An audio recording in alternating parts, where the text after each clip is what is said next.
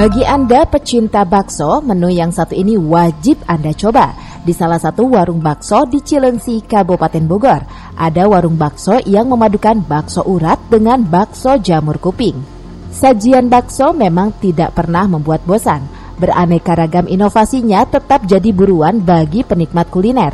Salah satu sajian bakso unik yang memadukan antara bakso urat dengan jamur kuping bisa menjadi pilihan yang disajikan bersama mie, bihun, dan sayuran lainnya dengan porsi sangat melimpah dan dijamin mengusir rasa lapar.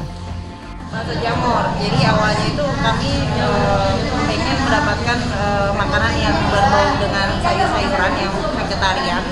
Jadi biar kita itu mengolah untuk hidup sehat gitu, dengan menu yang lebih jarang kita temukan dari jamur itu sendiri. Awal kenapa terinspirasi memilih bakso jamur itu seperti apa sih awal mulanya?